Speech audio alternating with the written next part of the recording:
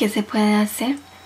Después de tantas reflexiones y consideraciones dirigidas a comprender el mensaje de los síntomas, el enfermo se pregunta: ¿y ahora que ya sé todas estas cosas, qué tengo que hacer para curarme? Nuestra respuesta es siempre la misma: abrir los ojos.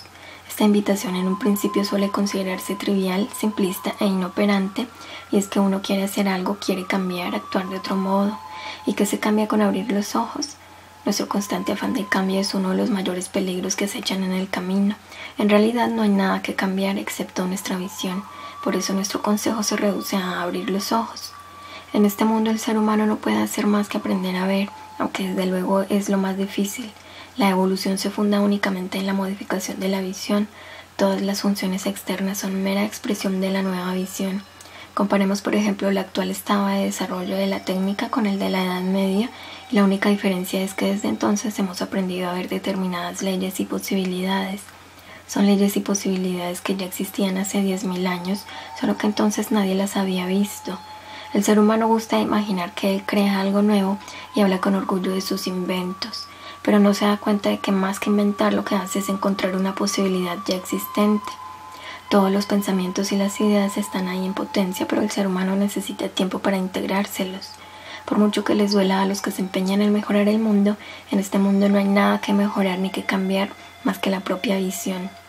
Los más complicados problemas se reducen en última instancia a la vieja fórmula de conócete a ti mismo.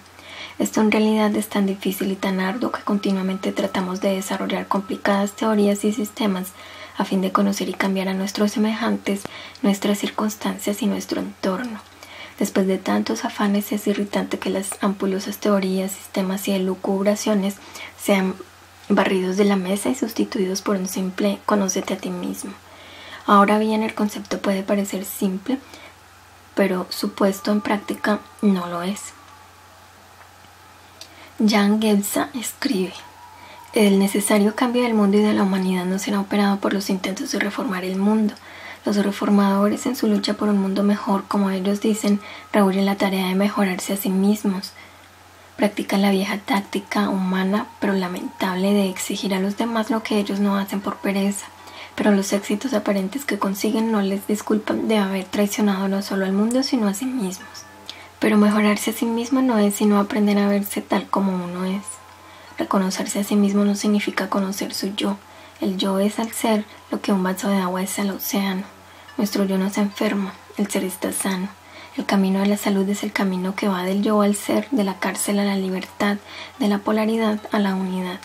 Cuando un síntoma determinado me indica lo que, entre otras cosas, me falta para alcanzar la unidad, tengo que aprender a ver esta carencia y asumirla conscientemente. Con nuestras interpretaciones pretendemos conducir la mirada hacia aquello que siempre pasamos por alto. Cada uno lo ve, bastará con que no lo pierda de vista y lo miro con más y más atención. Solo una observación constante y atenta vence las resistencias y hace crecer ese amor que es necesario para asumir lo observado. Para ver la sombra hay que iluminarla. Errónea pero frecuente es la reacción de querer librarse lo antes posible del principio que el síntoma revela. Así el que al fin descubre su agresividad subconsciente se pregunta con horror: ¿y qué hago yo ahora para librarme de esta terrible agresividad? La respuesta es nada, disfrútala. Es precisamente este no querer tener lo que provoca la formación de la sombra y nos pone enfermos. Ver la agresividad nos sana. Quien lo considere peligroso olvida que no por mirar hacia otro lado vamos a hacer que desaparezca un principio. El principio peligroso no existe, solo es peligrosa la fuerza desequilibrada. Cada principio es neutralizado por su polo opuesto. Aislado, todo principio es peligroso. El calor solo es tan malo para la vida como el frío solo. La mansedumbre aislada no es más noble que la intemperancia aislada. Solo en el equilibrio de las fuerzas está la paz. La gran diferencia entre el mundo y los sabios consiste en que el mundo siempre trata de hacer realidad un polo, mientras que los sabios prefieren el justo medio entre los dos polos. El que llega a comprender que el ser humano es un microcosmos poco a poco pierde el miedo a ver en sí todos los principios. Si en un síntoma descubrimos un principio que nos falta, basta con aprender a querer el síntoma, ya que él hace realidad lo que nos falta. El que espera con impaciencia la desaparición del síntoma no ha comprendido el concepto. El síntoma expresa el principio que está en la sombra. Si nosotros aceptamos el principio, mal podemos rechazar el síntoma. Aquí está la clave. La aceptación del síntoma lo hace superfluo. La resistencia provoca mayor presión. El síntoma desaparece rápidamente cuando al paciente se le ha hecho indiferente. La indiferencia indica que el paciente acepta la validez del principio manifestado en síntoma. Y esto se consigue solo con abrir los ojos. Para evitar malas interpretaciones, repetiremos una vez más que nosotros hablamos del plano esencial de la enfermedad y en ningún caso pretendemos prescribir el comportamiento a observar en el plano funcional. El examen de la esencia del síntoma no tiene por qué excluir determinadas medidas funcionales. Nuestra explicación de la polaridad ya debe haber dejado claro que nosotros en cada caso evitamos las disyuntivas y no excluimos ninguna opción. Por ejemplo, ante una perforación de estómago, nuestro planteamiento no será operamos o explicamos. Lo uno no excluye lo otro, sino que le da sentido. Pero la simple operación pronto perderá todo sentido si el paciente no lo capta, como la explicación pierde también todo sentido si el paciente se muere. Por otra parte, no hay que olvidar que la gran mayoría de los síntomas no presentan peligro de muerte y por lo tanto la cuestión de las medidas funcionales a adoptar no se plantea con tanta urgencia. Las medidas funcionales, sean eficaces o no, nunca afectan al tema de la curación. La curación solo puede realizarse en la mente. En cada caso queda en el aire la duda de si un paciente llega a conseguir ser sincero consigo mismo. La experiencia nos ha hecho escépticos. Incluso personas que han dedicado la vida al trabajo intelectual suelen tener una sorprendente ceguera ante sí mismos. Esta es pues la medida en que cada cual podrá beneficiarse de las interpretaciones de este libro. En muchos casos será necesario someterse a procesos más enérgicos e incisivos para descubrir lo que uno no quiso ver. Estos procesos para vencer la propia ceguera se llaman hoy psicoterapia. Nos parece necesario desterrar el viejo prejuicio de que la psicoterapia es un método para tratar síntomas psíquicos o a las personas que sufren trastornos mentales.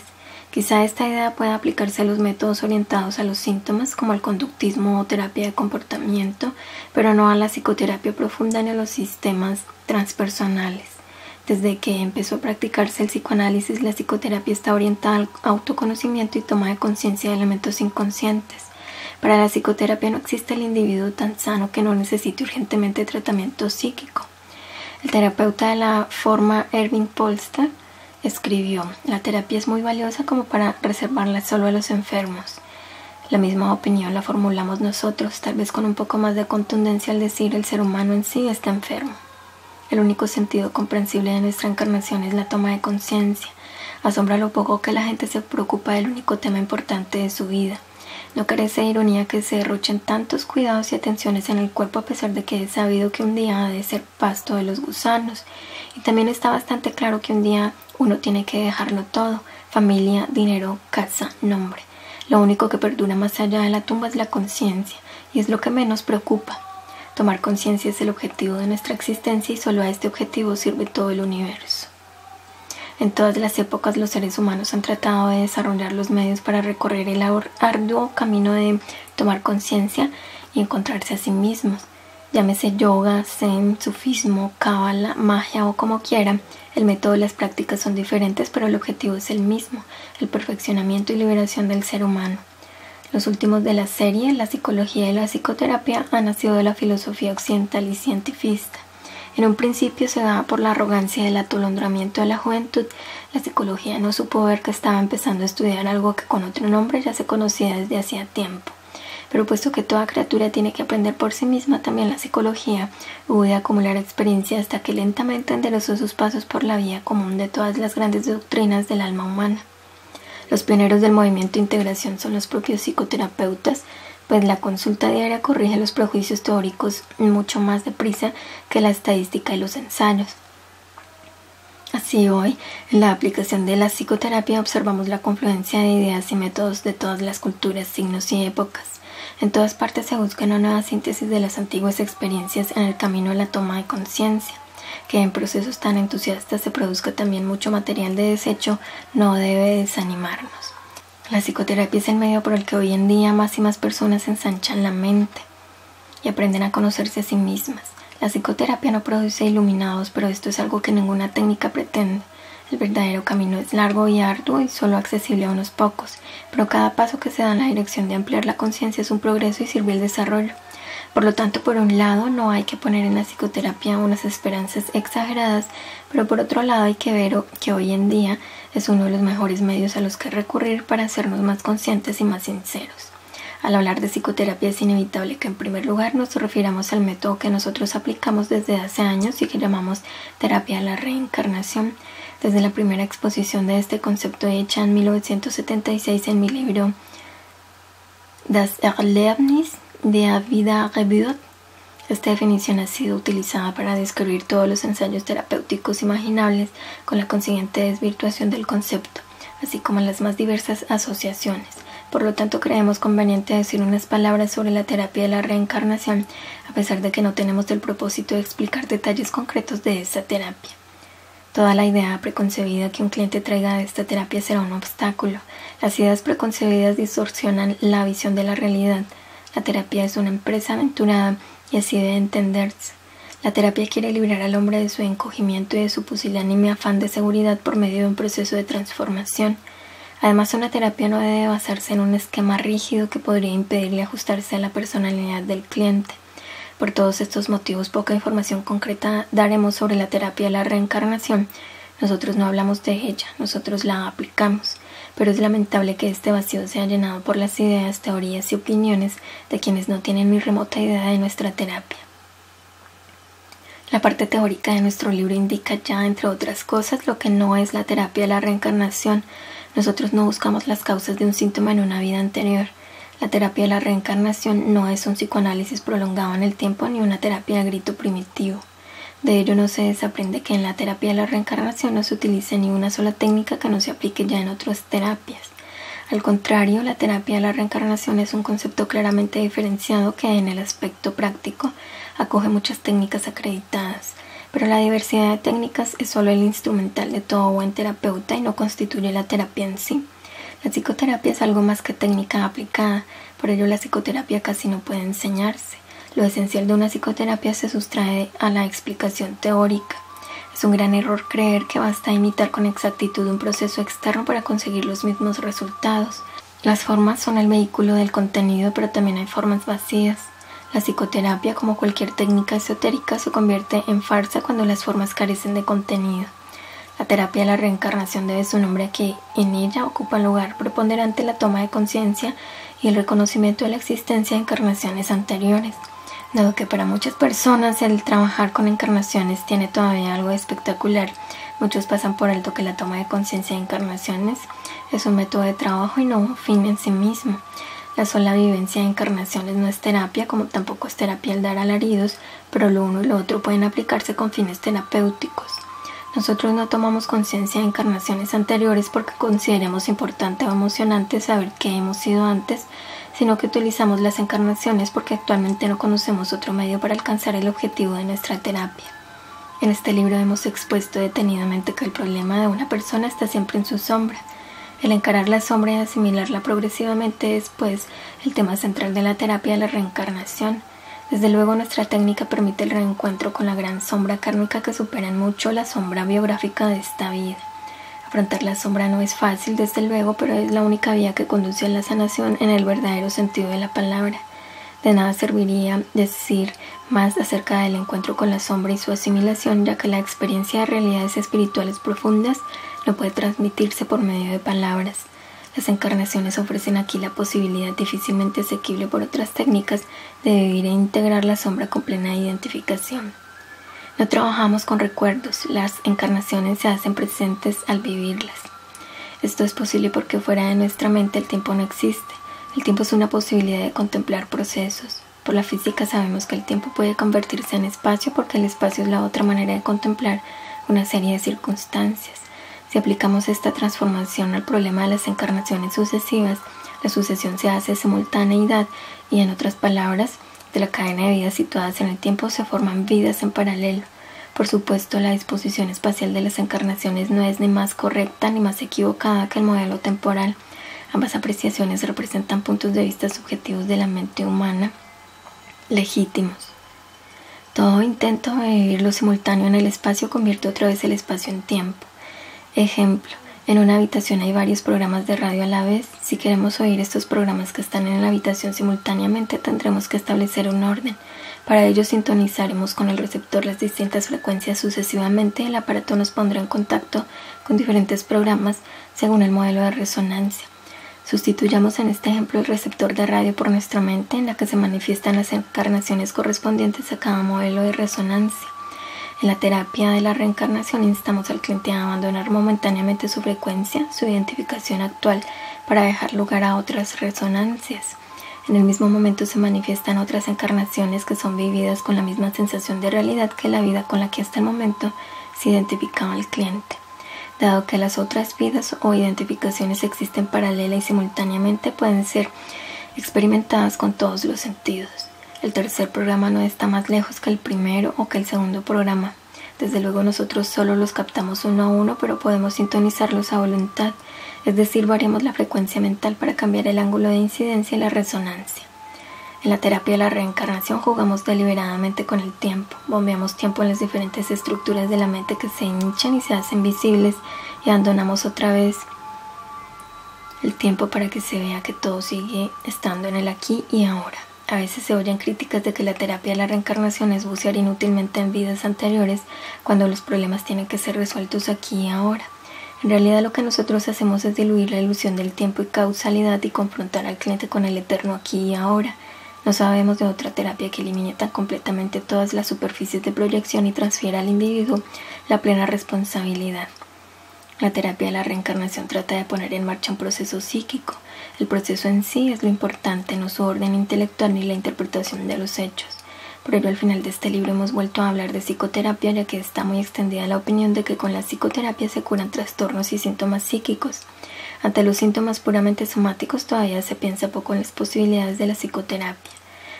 Desde nuestro punto de vista y experiencia, podemos afirmar que precisamente la psicoterapia es el nuevo y prometedor método para curar verdaderamente los síntomas corporales. Al final de este libro huelgan estas explicaciones.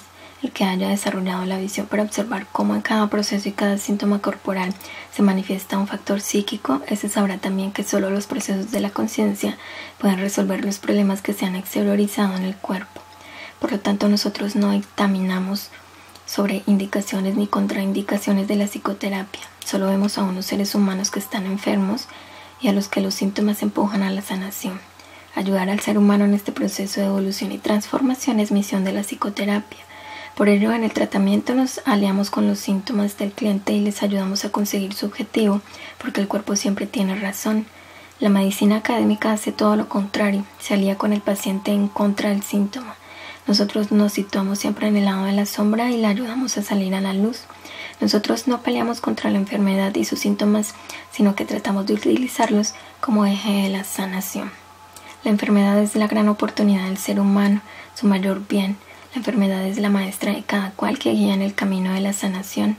Existen varios caminos que conducen a este objetivo, la mayoría duros y complicados, pero el más próximo e individualizado suele pasarse por alto, la enfermedad. Es el camino menos propicio para hacer que nos engañemos a nosotros mismos o alimentemos ilusiones.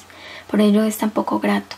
Tanto en la terapia como en este libro queremos sacar a la enfermedad del habitual y estrecho marco en el que siempre se la contempla y exponerla en su verdadera relación con la existencia humana. El que no esté dispuesto a guiarse por este otro sistema de valores es que ha entendido mal nuestras explicaciones. Pero el que entienda la enfermedad como un camino, se le abrirá un mundo de perspectivas nuevas. Nuestra manera de tratar la enfermedad no hace la vida ni más fácil ni más sana. Lo que nosotros pretendemos es dar al ser humano el valor que necesita para mirar cara a cara los conflictos y problemas de este mundo polar. Nosotros queremos disipar las ilusiones de este mundo enemigo de conflictos que piensa que sobre la falta de sinceridad puede levantarse un paraíso terrenal. Hermann Hesse dijo: los problemas no existen para ser resueltos, son únicamente los polos entre los que se genera la tensión necesaria para la vida. La solución está más allá de la polaridad, pero para llegar a ella hay que unificar los polos, reconciliar los contrarios. Este difícil arte de la unión de los contrarios solo lo domina el que ha conocido los dos polos. Para ello hay que estar dispuesto a encarar e integrar con valentía todos los polos. Primeramente tenemos que ver las diferencias y sentir la separación y la división antes de poder aventurarnos a la gran obra de las bodas químicas, la unión de los contrarios. Por ello, primeramente, el hombre tiene que descender a la polaridad del mundo material, en materia, enfermedad, pecado y culpa, para encontrar en la noche más negra del alma y en la más profunda zozobra la luz del conocimiento que le permita ver su camino a través del sufrimiento y el dolor como un acto significativo que le ayudará a encontrarse allá, donde siempre estuvo, en la unidad. Conocí el bien y el mal, pecado y virtud, justicia e infamia. Juzgué y fui juzgado.